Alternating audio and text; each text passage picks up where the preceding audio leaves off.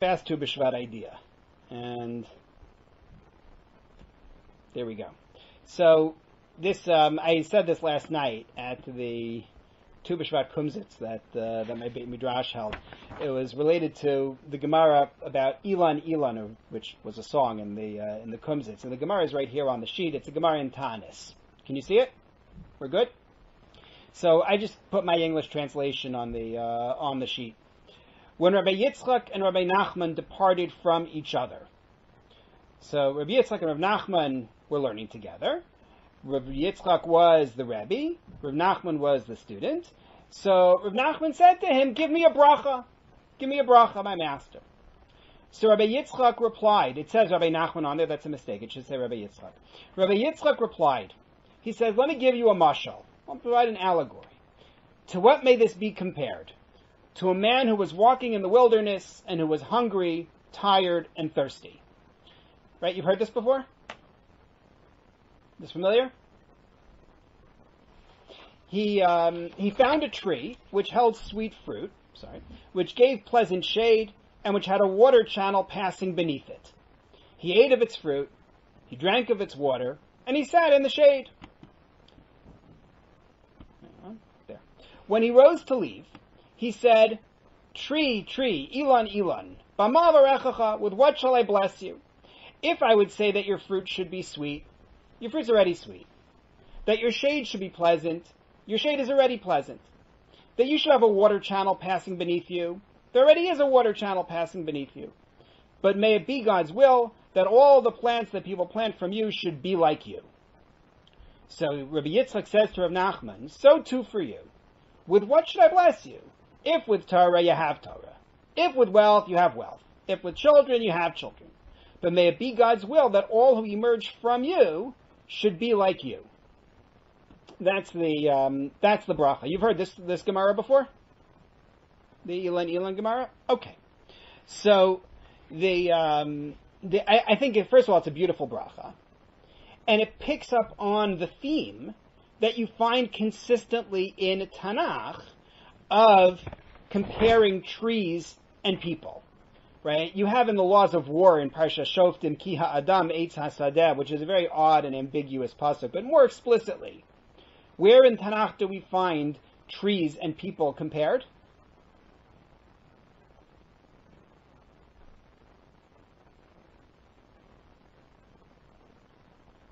So in Shoftim Perek Tet, right, chapter 9, Avimelech kills out almost all of his half-brothers in an attempt to take control. However, Yotam survives. And Yotam gives this big speech on top of a mountain. And he compares rulers to trees. And he says the trees went to find a ruler, and they asked the fig, and they asked the grape, and they asked the olive, and none of them were going to do it because they wanted to produce that which they produce, which people enjoy. And in the end, they end up elevating the thorn instead. Chapter 9 in Shoftim. And the comparison is between rulers and trees. There's somewhere in Daniel also, I'm just trying to remember, but I can't remember the exact. You got it. In Daniel Perek Daled, Nebuchadnezzar has a dream, and he envisions himself as a great big tree providing for his empire.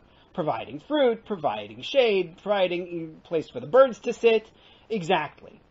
You also have in Hosea, the Haftarah for Shabbos Shuvah, the last chapter in Hosea, has a beautiful description of the Jews returning to Hashem and flourishing like flowers, like olive trees, like cedars, like grapevines. If I was giving the full shiur on this, I would show you the psukim. It's just it's magnificent. And then, of course, you have the famous pasuk in Tehillim. Tzadik katamar yifrach ke'erez balavanon yiskeh. Right? The tzaddik will flower like the date, will flourish like the cedar in Lebanon. So the allegory doesn't begin with Rav Nachman and Rav Yitzchak, the tree being, like a person. But I think our Gemara highlights something really important about the tree-person relationship, and it actually fits many of those passages in Tanakh that we just mentioned. In this story here, the tree is valued and blessed not for itself, but for what it provides on behalf of others. Right? If you want to give a bracha to the tree, why don't you say, "May you be tall, may you be strong, May you receive good sunlight, right? May you stand for a really long time. That's not what he says. He gives him a bracha instead for what the tree provides for others.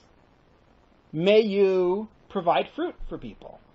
May you provide shade for people.